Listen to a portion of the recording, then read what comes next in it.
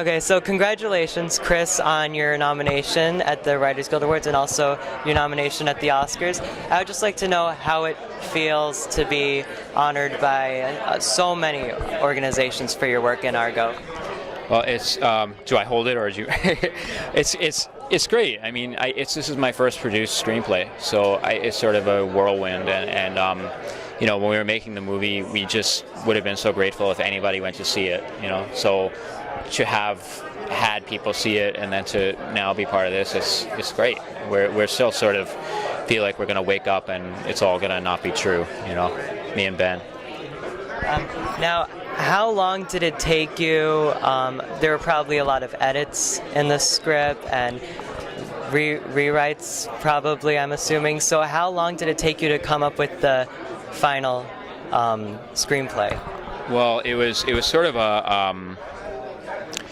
a continuous process from like I first read about the story in November of 2008. And you know, the first draft was in by the end of 2009. But then, you know, over years, you know, I worked on it. And then when Ben got involved, Ben and I worked on it and sort of honed it further. So it probably unfolded over the course of about 3 years. You know, with intense periods of work over a few weeks, and then, you know, and then you step back and you think about what you've done, and then you go back into it later on. So it sort of evolved over the course from 2009 probably to 2012. Now, it's so historically accurate. I've seen the film probably like 3 or 4 times. It's so historically accurate from what I've read about the Iran hostage crisis. So what research went into making sure that the events that you put into the script were as accurate as possible? Well, a lot of research, a lot of it in books. You know, of course, a lot of books have been written about this, but then also a lot of news footage, because this was a crisis that was really heavily covered by television.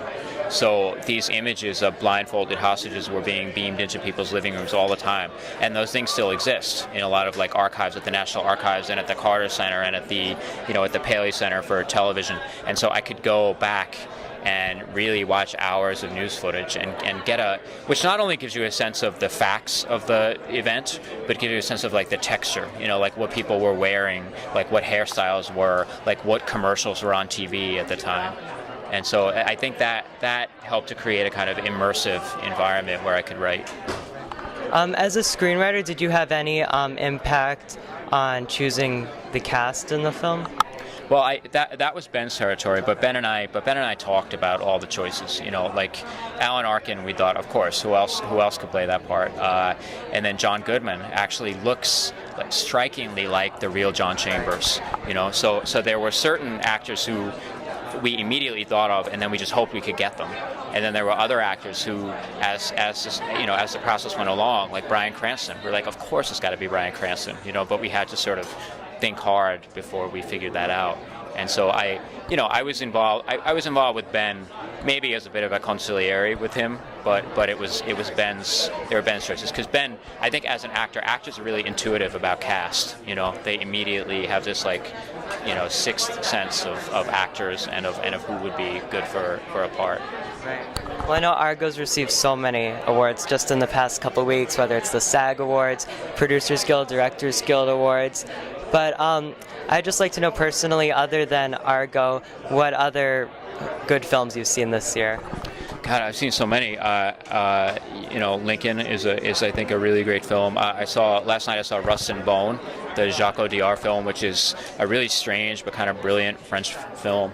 And you know, by singling those out, I feel like I'm leaving out others. You know, it's been a really great year for film, and so I could stand here and list 20 other films that I think were really great. And that's the cool thing about award season. Like, you get to meet people. Like, you know, I got to hang out this morning with Lucy, who wrote Beasts of the Southern Wild, you know, or I get to hang out with, you know, I'm like at a table and there's Ang Lee and Steven Spielberg. So, and I'm kind of starstruck by all of it. So it's been cool for me, not only to be in a year with great films, but to be around filmmakers who've made so many of the films that I love. Well, congratulations on the nominations. Have a good night.